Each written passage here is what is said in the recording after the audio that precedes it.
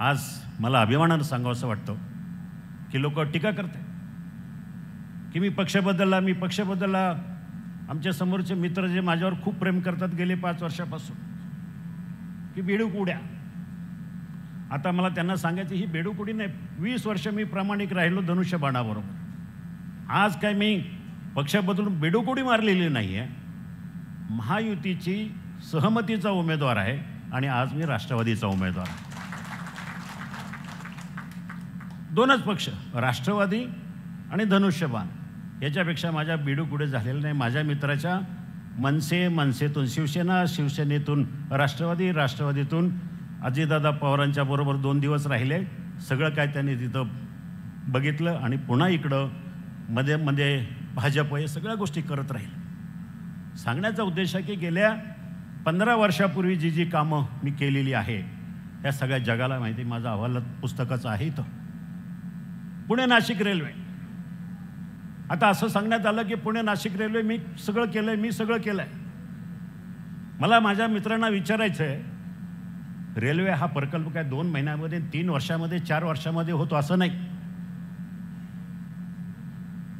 कोकण रेल्वेसारखा प्रकल्प संकल्पनेपासून प्रत्यक्षात उतरण्यासाठी 38 वर्ष लागली. इथं पुणे नाशिक हायस्पीड रेल्वे फक्त 2 महिन्यानंतर आला तुम्ही आणि सांगितलं की मी त्याच्यामध्ये हालचाल केली. जे काय झालं गेल्या 5 वर्षामध्ये, माझा पराभव झाल्यानंतर पुणे नाशिक रेल्वेच्या संदर्भामध्ये जे काय झालंय ते फक्त अजितदादांनी पुढाकार घेतला आणि हा रेल्वे प्रकल्प कसा पुढे जाईल ह्या प्रकारचं त्यांनी धोरण आखलं.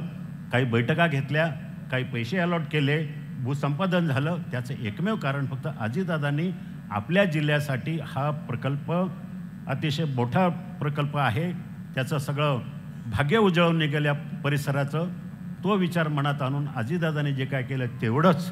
त्याच्या व्यतिरिक्त ह्या प्रकल्पाला अजूनही केंद्र सरकार असेल, राज्य सरकार असेल यांच्या माध्यमातून फारसं काही झालेलं नाही. आज हायवेच्या विषयावर निवडणुका लढली गेली 2019ची. ट्रॅफिकच्यावर खूप मोठ्या प्रमाणात चर्चा करण्यात आल्या. माझ्या पराभवाचं ते सुद्धा कारण आहे की चाकणची ट्रॅफिक, खेडची ट्रॅफिक. पण हे सगळं करत असताना मी आपल्याला सांगतो,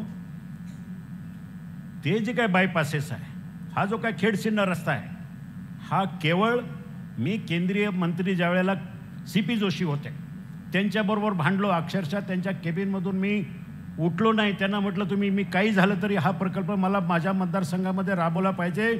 हे 2009-2010ची गोष्ट आहे. 3 वर्षानंतर त्याला मला मंजुरी मिळाली. 2013ला काम चालू झालं. गडकरीच्या काळामध्ये ते पूर्ण होत असताना भूसंपादनामध्ये उशीर झाला. पण बायपासेस या सगळ्या गोष्टी माझ्या काळामध्ये मंजूर झाल्या. नारळ फोडायला एक रस्ता आला आणि आता सगळीकडे सांगत सुटलं की त्यांनी जे केलेलं आहे. सांगण्याचा उद्देश आहे की काही जरी झालं तरी तुम्ही मला काम करताना पाहिलं. तुम्ही मला पुणे नाशिक रेल्वे 15 वर्षापासून पाठपुरावा करताना पाहिलं.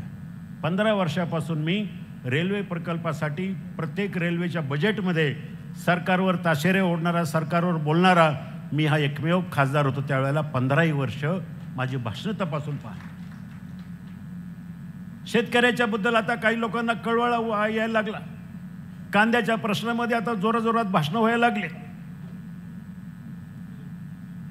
मी सांगतो आपल्याला, बैलगाड्याचा प्रश्न असेल, कांद्याचा प्रश्न असेल, शेतकऱ्यांचे प्रश्न असेल, माझं जाहीर आव्हान आहे.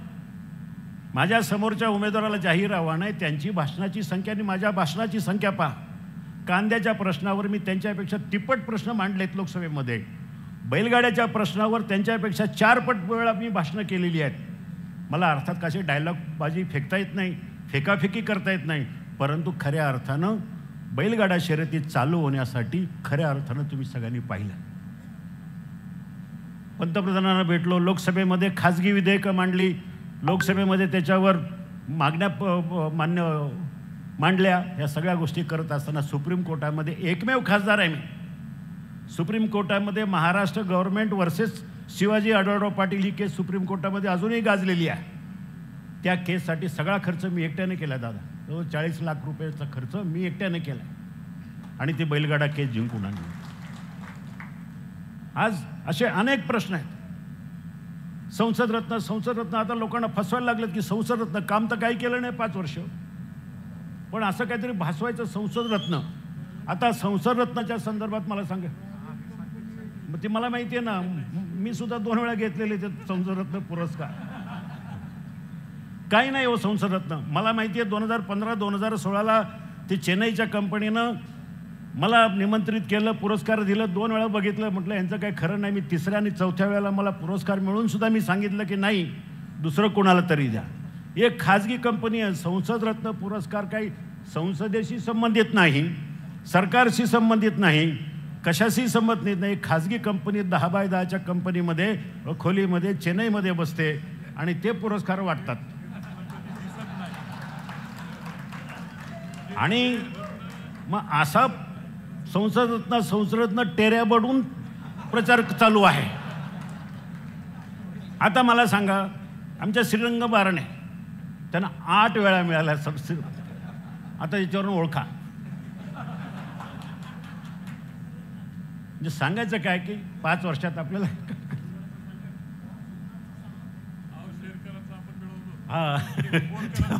आमदार साहेब सांगतील ते कसं आहे. हे पुरस्काराच्या संदर्भात सोडा, परंतु संसद रत्न पुरस्कार ज्या बेसवर दिला जातो, लोकसभेतली तुमची कामगिरी काय, मला सांगायला दादा अभिमान वाटतो.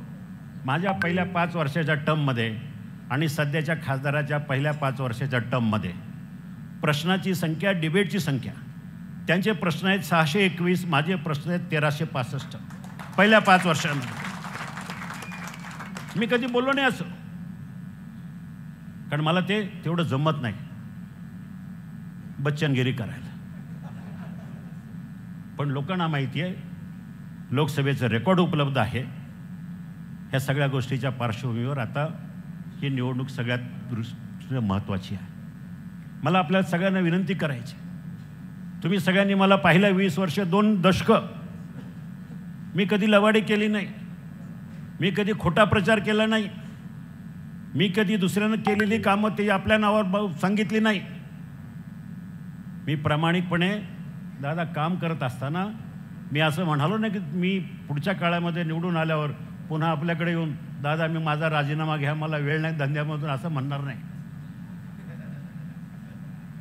कारण मी एकदा लोकांच्या सेवेचं व्रत घेतलं आहे, ते मी शेवटपर्यंत पूर्ण करेल एवढीच या ठिकाणी मी आपल्याला ग्वाही देतो. आज मोठ्या संख्येने माझे सगळे सहकारी या ठिकाणी आपल्या पक्षामध्ये प्रवेश केलेला आहे. मी दिलीपरावजी असतील, दादा असतील, सगळ्या विनंती करेल, माझ्या विश्वासावर विश्वास ठेवून, माझ्यावर विश्वास ठेवून ज्यांनी प्रवेश केला त्या सगळ्यांचा मान ह्या पक्षामध्ये राखला जाईल. आणि मी सुद्धा माझ्या पद्धतीनं ह्या पक्षाशी प्रामाणिकपणे राहून